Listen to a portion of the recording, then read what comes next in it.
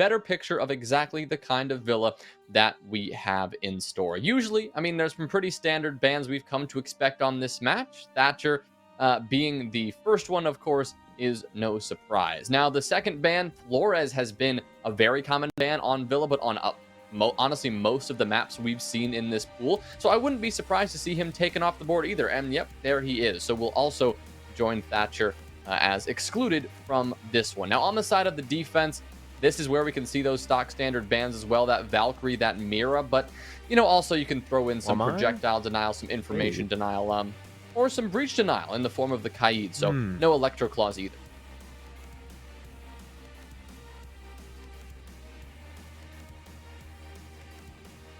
How destructible all the floors are. He tends to be a little bit exposed when going for those. The last ban is the one that's really going to be interesting. So it is going to be Wamai. Of course, Wamai and Flores bans kind of going hand in hand a lot of the time. Flores ban making the shield so much more powerful, and you want to take away the Wamai to kind of, you know, bring it back to even. But in doing so, in banning Kaid and banning Wamai, you leave Mira up, you leave Valkyrie up. And, you know, we just talked about how Maverick isn't the best on this map because of the C4 potential. That C4 potential skyrockets with the Valkyrie still on the board. Now, Gasher, we saw him tease it just for a second before he 6-picked off. No, he's gone back on it. Okay. So yeah, usually when you see a player like kind of hover around an operator and quickly pick off of it to something else, it means they're going to 6-pick to it. So definitely smart. They're not showing the Valkyrie just yet. Spirits on Ace. Attackers need to locate and that's a change. As many bombs as they can.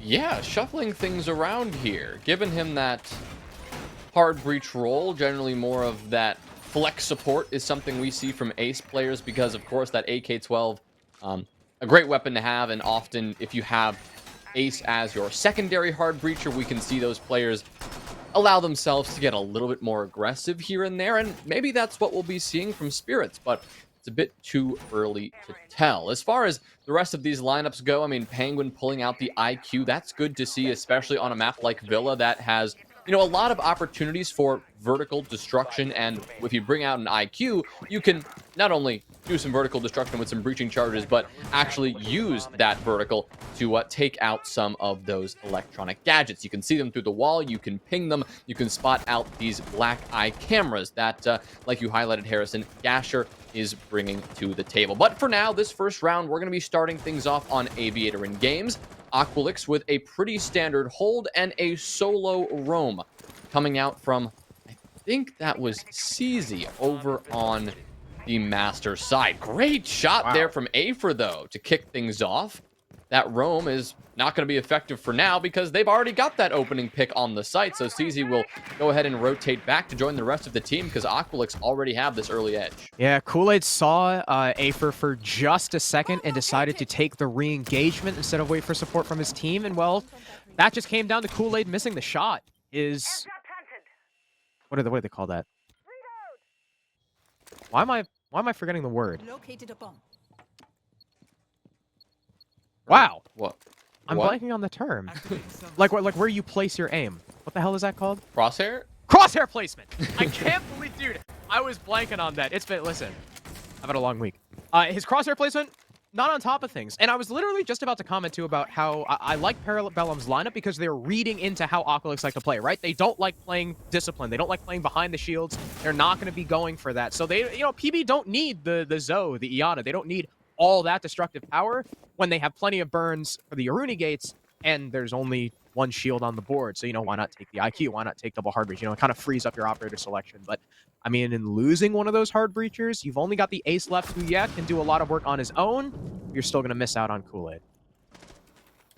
Yeah, Eska just missing on that nade as well. Can't quite catch that player out on the vertical, and Afer will strike once again. That kill onto Melted, giving Parabellum, or at least forcing them into even more of a difficult situation. There goes Afer on a triple. Penguin says goodnight. Good flick from Eska to get the refrag, but now in a 2v4 with 50 seconds left, they have to hunt down 4 Aqualix defenders, and that is not going to be easy. Everyone now on this defensive side is playing passively. They're sitting back and waiting. CZ, the only player who wasn't tucked away in the site itself, will be the first player killed. as Parabellum try to retake this advantage and bring things back, and they will do so. Now that Eska gets that headshot onto Rethinkin, England is going to be caught out in the open with a smoke canister in hand, and just like that, No way. it's Gasher against 2.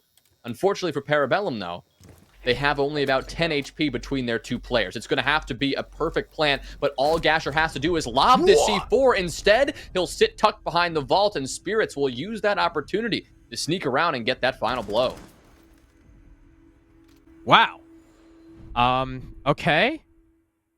What a round 1. From both teams, really. Well, I guess I can't really see from both teams. From Afer, Eska, and Spirits. First off, Afer finding that 3K. Kool-Aid getting a little bit over-aggressive. Afer just playing in and around Study as fluidly as I've ever seen it played. Getting 3 kills before getting traded by Eska. It was a 2v5 for Eska and Spirits. And I was going to say, if there's any 2 people on PB who are going to clutch this up, it's going to be the Frenchies. And it was just gunfight after gunfight. What Aqualix did is they didn't peel back, right? CZ stays all the way over towards the master side of things, and he just happens to lose his one, whatever. Okay, 3v2, still doable for Aqualix. But the way they were positioned, you have one guy in bar with no help. It's just the Jaeger, completely isolated. You have Smoke playing Vault and Gasher by the shield. That all kind of started spiraling apart when Eska got the kill in the bar, right? Because if Spirits had been the one to get more aggressive, right, and start taking the fights into Skull, he was already low HP, and that would have been the 2v1. The fact that Eska took the only 1v1 available and won it when he did is the only reason they won that round. Because of that, that puts pressure on the backside. England is like, oh crap, our Jaeger, who is just simply standing out in the open against the wall, he's dead. I now have to turn my attention over, and I don't know if he thought maybe the wall was like, the breach was maybe too high for Eska to see him. Tries throwing a gas canister, and Eska peeks at the perfect time. And that was down to just Aqualix, a little bit of poor positioning, and really good timing from PB. I'm glad you mentioned it, Harrison, because that head height hold that Eska was utilizing, there's no way he could have seen England had England just crouched, right? Yeah. Had England just decided to crouch and throw that smoke instead of standing out in the open and throwing that smoke. There were so many different things that if they had gone differently, I think Aqualix would have taken that round no problem at all. They had a tremendous advantage, like you said, a 2v5 for Parabellum, but it just goes to show that you can never count them out of a round until, of course, that clock hits 000 or that diffuser goes down. But for now, this round will once again continue at a brisk pace here because Parabellum are already working their way up and taking some gunfights. Kool-Aid is the first player to strike, and CZ is silenced. This roamer once again trying to maybe get some early opportunities, and so far in round number 2, no such opportunities for Aqualix. Parabellum with this early advantage now that they've cleared out this trophy side, and now rotating around to hunt down Gasher.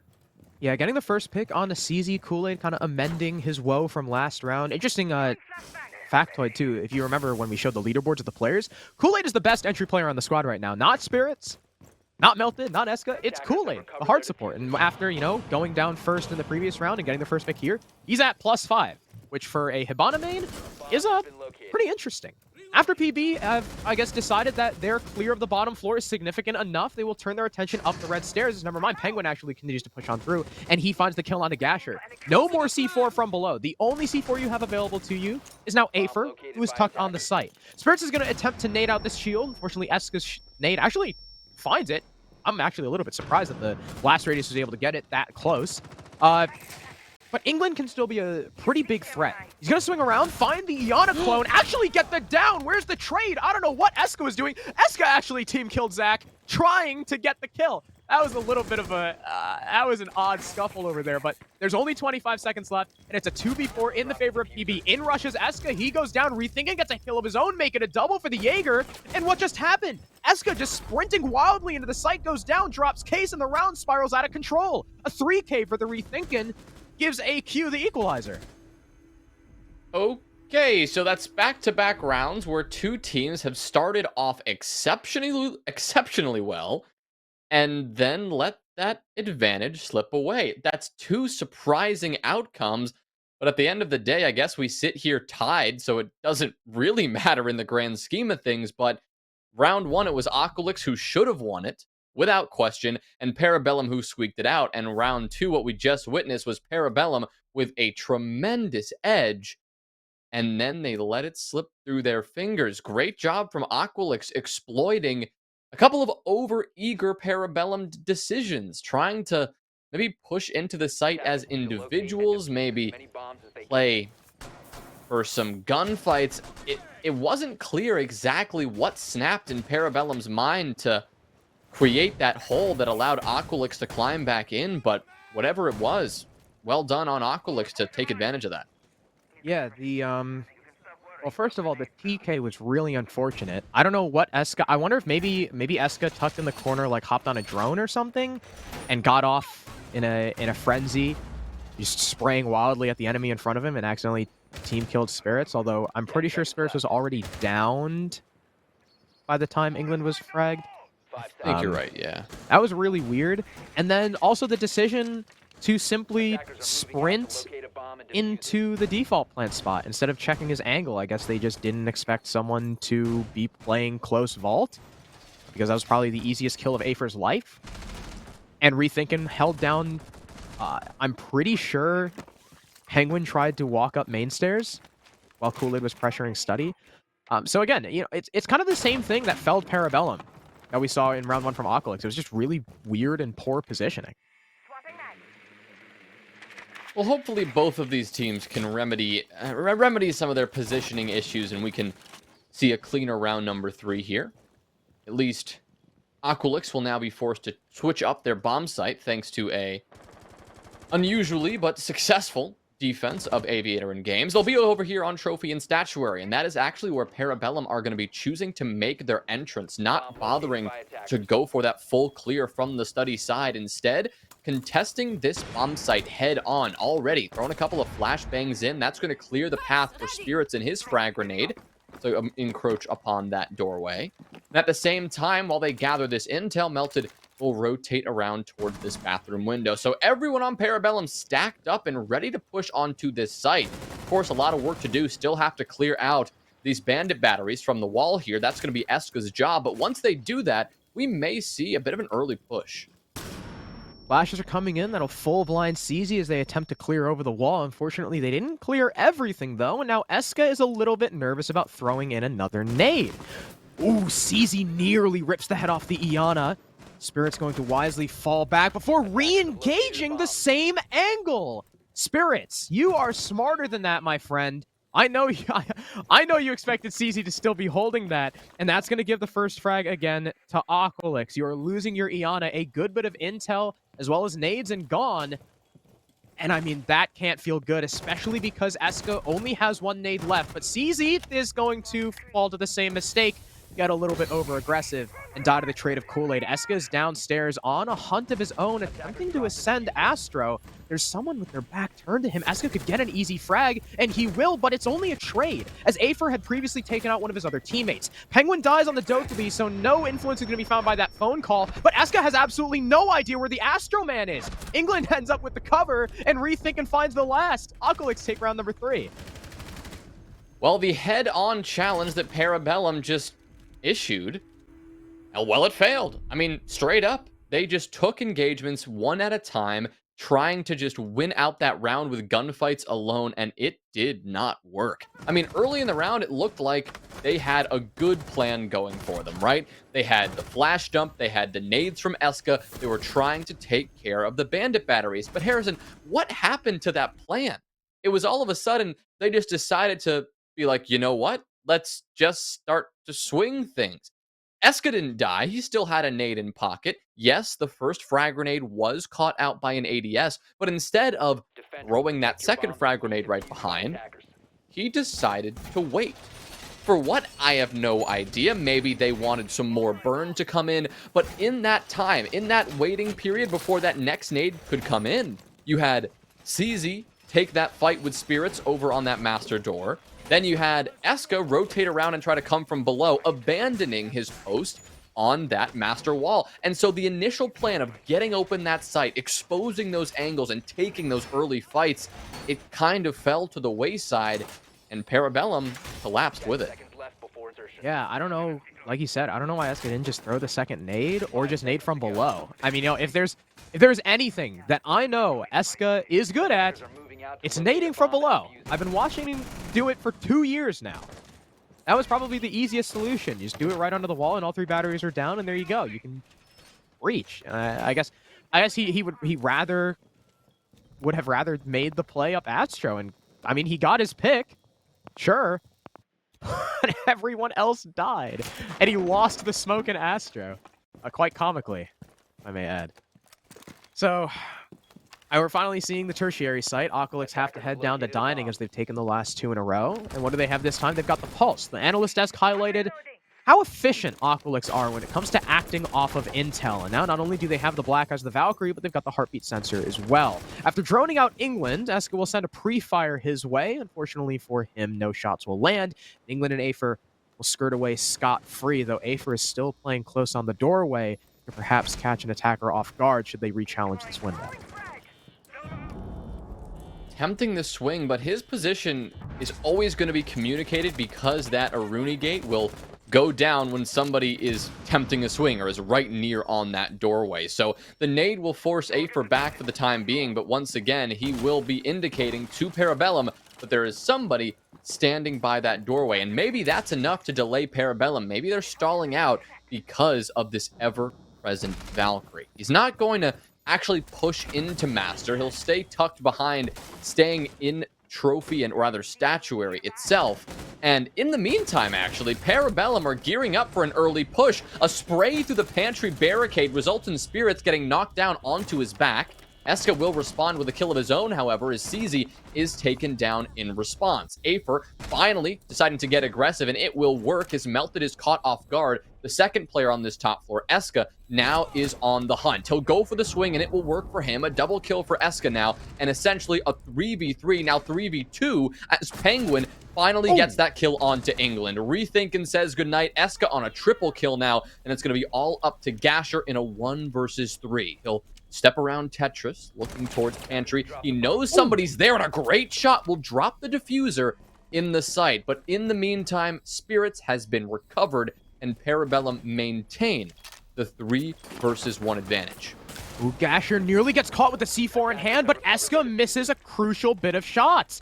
He'll go down. Spirits on the Iana clone will drone out Gasher once again. They know he's behind Tetris, and they know he doesn't have a C4. Penguin is going to have to go for the plant, but Spirits is so low on HP. Gasher needs to find this pre-fire. He's only 1 bullet from death, but Spirits still wins the fight, and though the round gets hairy, PB will still come away with it. We're tied up 2-2 once again. The top floor take I was really nervous about because Afer was playing it just passive enough and wasting enough time, and especially too when Spirits went down in pantry, I was nervous. I thought Aqualix for sure were going to take that control and win that round, but eventually the vertical superiority came out, though late, and Parabellum recovered.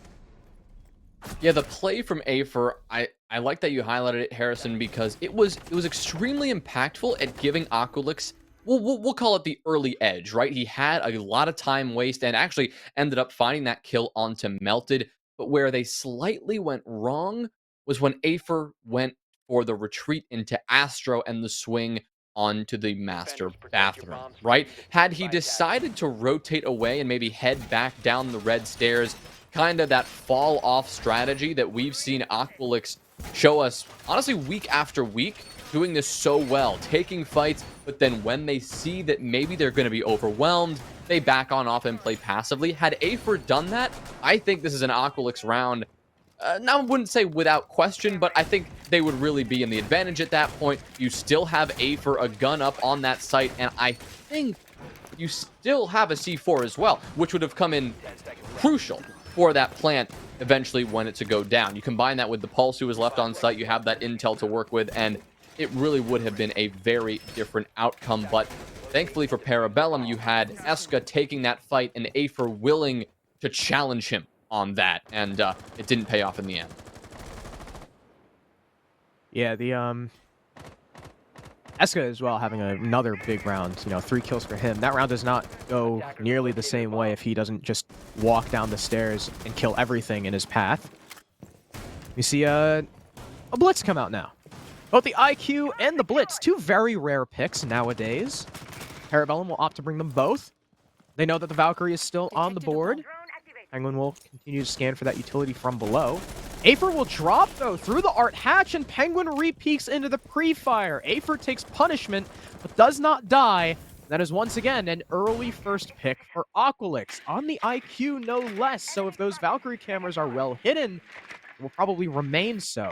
And those mute jammers as well, they might cause a headache for PB because they can no longer clear them from below. Yeah, I mean, headache for PB. I mean, I feel like that's been the story of these Aqualix defenses. They've been really good at making Parabellum work tirelessly for every single inch of map control. And so far in this round, it's been a bit of back and forth. You'll get that trade onto Rethinkin, and still Afer is pretty low. So Parabellum have brought this one back, but with the 90 seconds they have remaining, they still have a lot to clear and a lot of intel to gather about what kind of setup they're about to walk into, because using spirits here to the max is going to require a good bit of intel about where these final defenders are located, right? You can't push up 90 Hall and take a turn into games if CZ is holding that cross and is going to shoot spirits in the back the moment he turns his head. You need to be careful about that. So that's the intel game that Parabellum are trying to bring out right now, and so far it's proving effective, right? A great nade onto Gasher will nearly take him down. He'll be cut down to 1 HP at this point, and Eska is now hoping to further the pressure from below and maybe get a kill to spur on this Parabellum push. This is dangerous for Eska, though. Challenging from below, those angles usually work in the favor of the defense, and the smoke coverage will allow spirits through 90. Eska, though, as I say that, he goes down thanks to Afer swinging the man advantage in the favor of the defense. Kool-Aid now all alone with Diffuser in hand.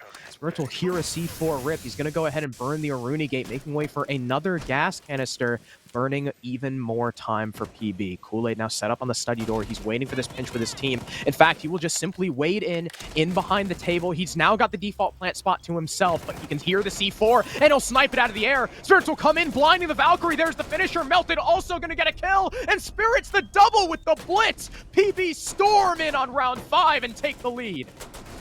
I mean, it really came down to shooting that C4 out of the air, I'm going to be honest, because if that had landed, had been allowed to go off, that was, I think, not 1, but 2 Parabellum attackers sent sky high. The shield play would never have been allowed to happen, but that moment was really exceptional for Parabellum, allowing Spirits to do what he does best.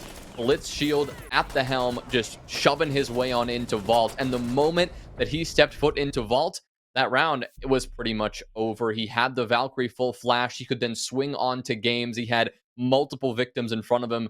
And really, it was all she wrote for Aqualix in that round. A valiant attempt and pretty solid time delay with those toxic smokes. But what Parabellum also did quite well is applying enough pressure to force Aqualix to use those smokes a bit earlier than I think they would have liked. In the ideal world, they could have saved them maybe another 15, 20 seconds even into that round to make that final push even harder for Parabellum.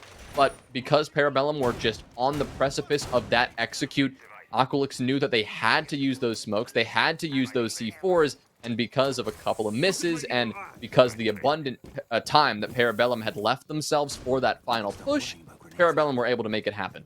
10 seconds to insertion. Yeah, that's something that PB have, or something that's been said about PB pretty often is I've heard them be compared to SSG in a similar way, at least last stage, in that PB knows how to abuse certain operators, such as Blitz and such as Ying, as we're now seeing from Penguin. You see PB pick up these operators, you know they mean business, and they can be quite scary if you do not have the proper counters set up. And of course, Aqualix, well, I mean, PB haven't been running the Ying all half. The last round of the attack, and it was 6-pick-2. So Aqualix don't have the Warden to deal with it. Penguin can get in properly. If Aqualix allow Parabellum to set up, and that's going to be the first step for PB getting a good nade on the CZ, this Ying could be, I mean, the sole winning factor in this round. You gotta be careful for England, who's just gonna hang out over by Aviator and just go for this first swing, and he's got rethinking to support. In the meantime, the plant just goes down, and Parabellum, with a kind of sort of rush attempt, will find a good bit of success. Spirits gets one. Spirits lines up one more, shuts down England, and Parabellum come out of nowhere and take the round. Harrison, I'm going to be completely honest. I didn't even notice the plant was going down until that timer started just ticking away. I mean, Ying, so powerful. So Parabellum had probably one of the best reads I've seen in a while, right? So they see pretty much about half of Aqualix's manpower is offsite, right? You have one holding red, two study side, two site. You nade the guy red instantly. Perfect nade from Eska. Down goes CZ, who unfortunately has been having as good of a game as he had last week against Okami. You have now completely divided the defense between your study side players and your trophy side players. The Ying Candelas don't go in over towards where the plant is going down. No, they go in over towards Astro and Split, blinding the players holding back towards site. And Penguin is on the Astro Repel, knowing that there's no defenders playing inside of Trophy. He has a cutoff. Melted playing on the Skull window has a cutoff. Well, he had a cutoff before he dies. And Kool-Aid hops through Boar.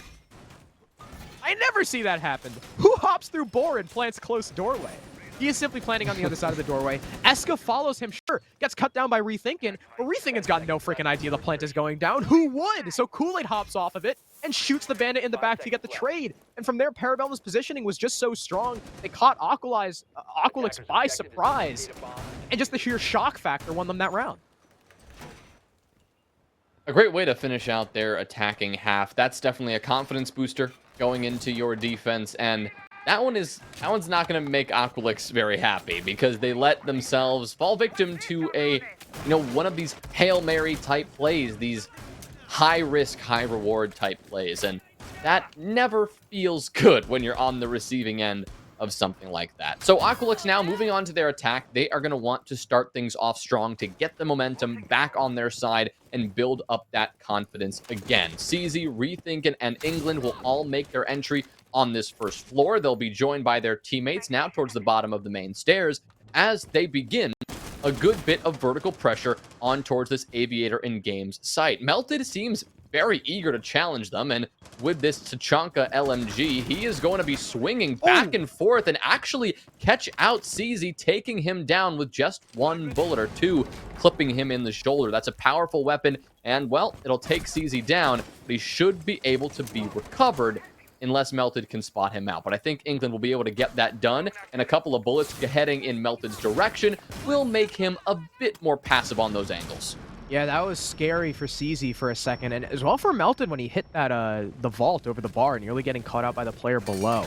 Spirits is now the one on Smoke. Another very interesting decision as Penguin whips pretty much all of his shots and will pay for it with his life. Spirits is still hovering on the staircase. He's stayed his welcome for a rather long time with both the gas canisters and the Chonka Flames assisting him. He deals a ton of damage to Afer, and now plenty of Aqualix members are low, but none of them have been fragged out just yet.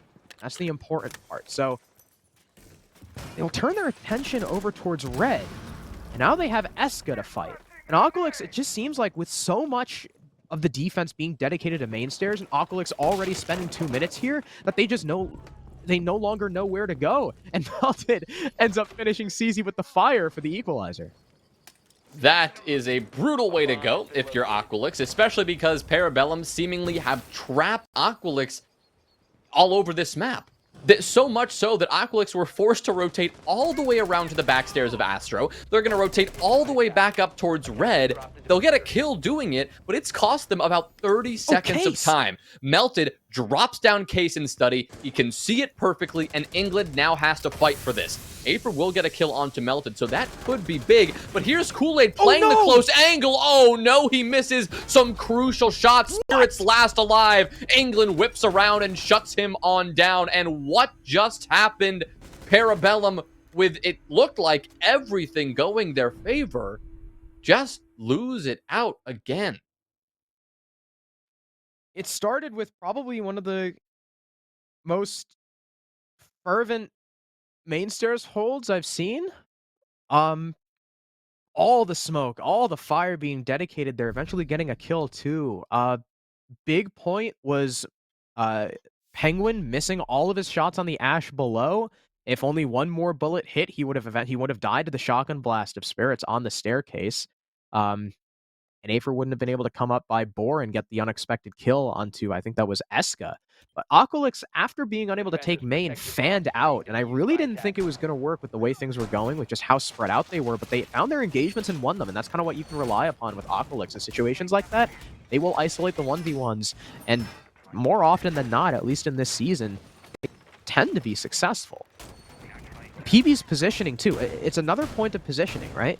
You have Spirits off-site, because he's out of gas canisters, I guess, like, over towards bar or whatever. You have Kool-Aid tucked in by the study doorway, and you have Melted holding down, I think, Insight as well. Melted is very low HP, so he goes down. England rushes in, and I guess Kool-Aid was just not expecting the sprint, because he just whiffed all his shots. If Kool-Aid was holding a little bit more aggressive of an angle, he would have had more time to shoot the Nomad. If he just followed through instead of trying to stand in place and shoot, he would have killed the Nomad. That would have prevented Melted from getting that kill. I mean, PB would have had full study control as well as case control.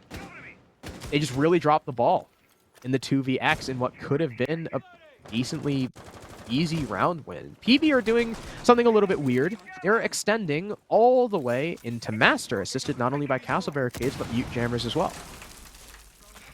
Yeah, going for a very bold defensive strategy, much like the last round. They're trying to take as much map control, maintain as much map control as possible, and try to prevent Aqualix from even coming in the building or even getting, right up to that site. And this mirror window is going to assist that, right? This is actually, I think, the first time we've seen Mira here today. And even though she's been unbanned the entire time, on their side of things, Aqualix never opted to bring her out. Instead, opting for other operators that provide, a ton of other very valuable defensive utility. But in this kind of setup, this kind of hold that Parabellum are bringing, there really isn't any more valuable operator than Mira in this instance, because Parabellum can see everything going on in Master. Penguin doesn't have to face check this angle to know if somebody has pushed on in. They can see the entire thing, and that's going to make Aqualix very wary about pushing on in. They can utility dump from range, and so they're going to do that with a nade here, and that's going to,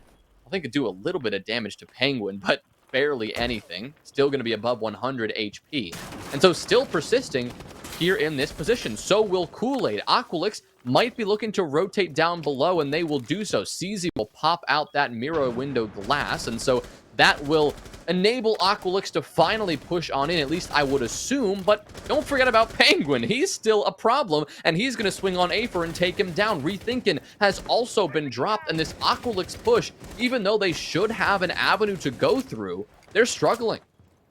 Yeah, the one danger of Mira on this map, as we all know, is the destructibility of those floors, but I think it came way too late for Aqualix. They should have identified that way earlier in the round. Now, as they lose CZ being finished off by Kool-Aid, it is a 3v5. Gasher attempting to solo into Astro, has to fight Melted against a 9mm C1, an SMG that hits like a truck, especially against the AK-12. Sure, it's higher fire rate, but this might be an even fight. Kool-Aid will find his second onto England, finishing off the Nomad. In comes the secondary shotgun from Melted. Kool-Aid finds a 3K, and it's a flawless defense from PB. Again, Aqualix just not adjusting to the mirror window setup early enough, and we saw that angle from Kool-Aid being played through the slits in the destructible wall into Closet, dealing a lot of damage. Harrison, I think we have a perfect comparison between these back-to-back defensive rounds for Parabellum, because at its core, both rounds for PB and the setups they brought out, they were designed to do the same thing. Force Aqualix to think outside the box, go through maybe a decision-making process they haven't had to before, and waste a lot of time as a result. In the previous round, with the extremely powerful main stairs hold and red stairs hold, the goal was to force Aqualix to rotate around, pivot their entire attacking strategy, and try to recover. And in the previous round, it was the same idea. Put so much pressure in Master. Even if you might be leaving the other side of the map a bit exposed, You know what Aqualix are going to do. They want to challenge you head on. If you can prevent them from going through those initial steps and force them to rotate and change something up, that is going to cost them time. And the difference in the Aqualix success they've had is in the first attempt on that Aviator in Games attack. They had time because they adapted a bit quicker, and it just took them a little bit longer on that trophy and statuary attack. They weren't quite sure how they wanted to pivot around that mirror window, and that cost them in the end.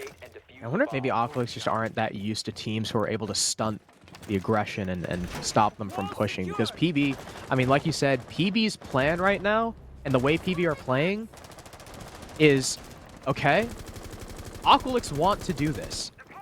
We are simply not going to let them do that. They want to go this way, well, too bad. And we force them to adapt, and Aqualix, well, they were able to adapt to it once, and not the other. Kool-Aid is going to be very early on, fragged out. I believe that was by Rethinkin, I think, if I'm not mistaken. Either way, took an aggressive gunfight downstairs. Did a lot of damage to CZ, but ended up losing it. Now your player who got a 3K holding down by Master in the mirror window last round, a huge pivot point for your defense, is no longer with you.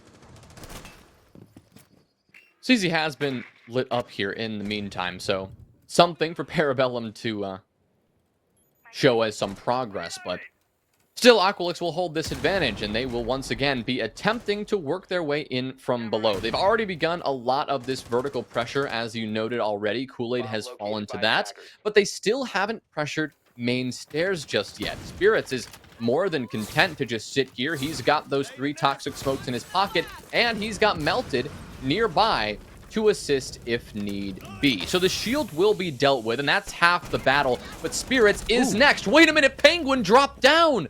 He's going to drop straight into Art Studio and catch one headshot onto Afer. Gasher with the refrag, but one will find its way to Parabellum right back.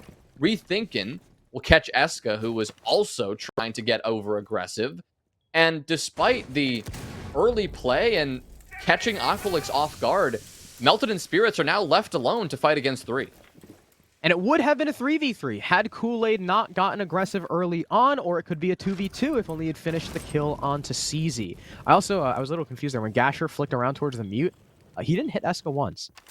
That was really confusing to me. Swear to God, he hit those shots. But CZ's coming in from study. Rethinkin and Gasher, both trying to push up red, but they're facing a shield.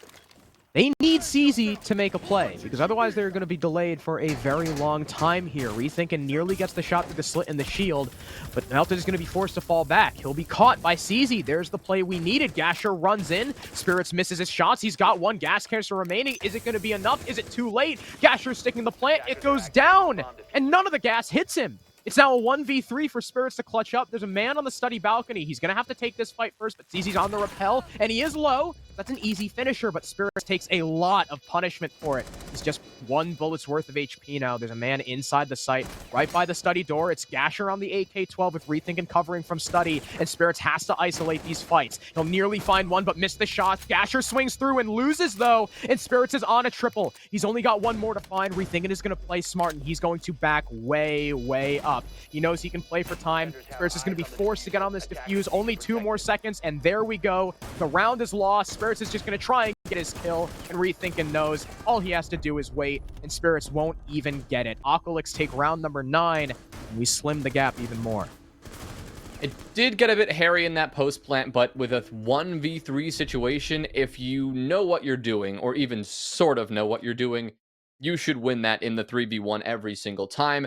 In the case of Aqualix, it was 3 attackers who were spread out in 3 different positions. And while they couldn't play off each other and play the swing, each player individually did their job sufficiently, and they each took up enough time. Gasher specifically playing on that ace, he didn't just swing out and throw his body at the problem early on. He waited a while to do that. There was that back and forth around the doorway, around that soft wall, you know, who's going to swing who. That time waste was enough to win them the round, because even that kill that had been found onto CZ, that didn't waste a ton of time. Great work, of course, from Parabellum to make that one happen. But in the end, with 15 seconds left and 1 player left to find, as long as that player has, you know, just any sort of head on their shoulders and knows not to take that fight, you're going to win that every single time. So great job from Aqualix to make sure they secured that round. And yes, Harrison, like you said, narrowing this gap, now only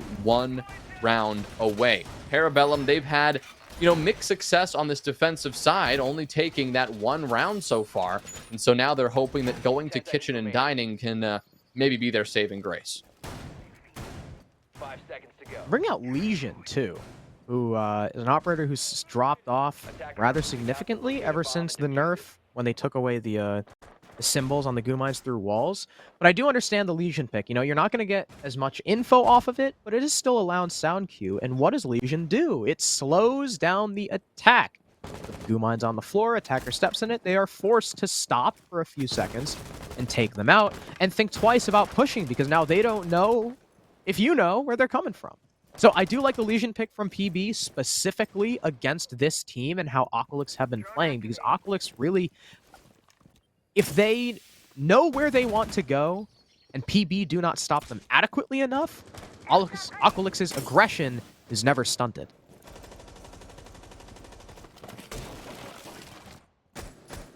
Well, a bit of a rotation now for Aqualix. CZ will be looking to challenge Melted early on, who's just hiding behind this living room pillar, taking these fights and trying to delay as much time as possible. A couple of bullets will actually successfully land onto Aether, because this is, it seems like a 2 or 3 pronged living room hold. You've got Spirits providing support. You've got Eska supporting on the vertical here, and a C4 that's actually going to go down and pretty much be wasted there, only serving to open up that hatch.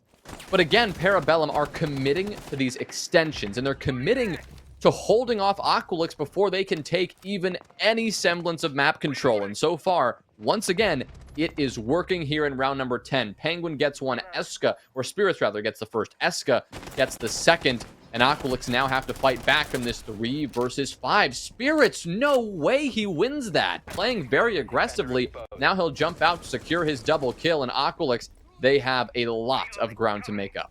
Yeah, Aqualix tried to full court press on the horizontal, and PB were more than ready for it. It's a flawless round, a 3K for Spirits. And again, to analyze that, full horizontal take. I mean, really nothing dedicated to vertical at all, and Parabellum knew that. Aqualix try to force themselves in through living room, through library into living room, and they just kind of stand there. They just kind of stand there peeking angles over and over again, hoping Parabellum expose themselves. And once Parabellum finally do, well, they win their fight. Spirits gets the first one on the long angle. Eska is left unchecked upstairs because I think there's a single Aqualix player going up there to try and clear with no drones in front of him. So that's the easiest kill of Eska's life. And what happens to Aqualix? Well, they're just kind of left fumbling in the wind. Spirits gets another one peeking off of his own intel through the doorway. And Aqualix are just way too spread out with no control and no trade potential whatsoever. That was an attack where it really looked like Aqualix couldn't decide on what they wanted to do. And now they have to deal with the PB trophy defense again. Now, they saw this last time. They know what to do about the mirror windows. Are they going to do it early enough? Or are PB going to adjust to account for that? What we need to see here, Harrison, is Aqualix pushing straight into kitchen and dining and taking that bottom floor immediately. They can't wait to identify the hole, then figure out what they want to do. They need to pop that mirror window within seconds of starting this round if they want to find success. They need to be decisive with their decision-making here, because just like you mentioned in that previous round, they could not adjust and adapt fast enough. These extensions that Parabellum are bringing out, they're lethal if you let Parabellum have their way with it. And in the rounds that Parabellum have won on this defensive side, the trophy and statuary round and that kitchen and dining round, they have indeed had their way with it. But Aqualix now appear to be adjusting quite a bit. But their adjustment is actually walking into another part of this Parabellum extension. This extension over on the Aviator and game side of things. Another mirror window. Spirits manning that right now, holding down this south side of the map. This is where Aqualix are going to make their initial entry, and they're going to have a couple of heads-up gunfights right away. CZ is just going to sprint right in past the mirror window, knowing that that player doesn't have time to react to him, and start pushing on through, taking this control. After CZ's aggressive assault through, BB are going to immediately fall off, though. They're going to say, no, we don't want to overstay our welcome. We want to conserve the lives, not risk the fights, and I think that is smart, especially because Rethinking is below. If someone had persisted on that mirror window, they could very well be faced with a nade. So all of Parabellum are now back towards the site and the adjacent rooms. But the mirror window that Aqualix had fought so hard against and failed against is no longer really going to be that much of a factor. Right, they're approaching from the other side, and they're completely neutralizing all of that utility that Parabellum had allocated to that position. Oh, wait. Never mind. They changed the mirror. They adjusted. Wait, they did. Oh, that's big. That's big from PB here. Okay, so Spirits is now using this angle to shut down that push from the Boar window, that push from the trophy landing in 90 Hall. You've got Eska to support that, and Eska actually, wow, playing aggressively and nearly catching the head of England. But this is once again going to put Aqualix in a tough spot, because now pushing into trophy is a death sentence, and pushing into statuary is as difficult as it always is. Not to mention, because they haven't taken master control, which Rethinking is attempting to do now, there are a couple of players who can swing on you from there. Aqualix still have their work cut out for them, and now only realizing this, they have 40 seconds to make all of this happen. They also don't have anyone in the Astro window. Again, while of course it's different in-game because of the stress, it seems so obvious to us.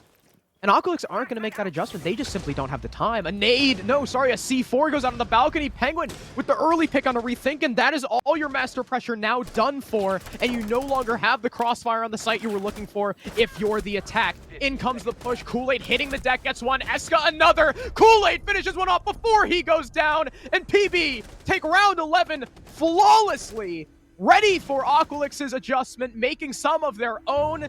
Parabellum with a 7-4 win keep their playoffs hopes alive. Not only that, Harrison, they actually get their first win of this stage, which is very impressive, and it took them a while, but they finally got it done. Against Aqualix, no less, a team that has been ramping up in these recent weeks and has been looking really good. But it's good to see Parabellum back on their feet a little bit, and well, Aqualix, I guess you could say they got the taste of the Parabellum defenses on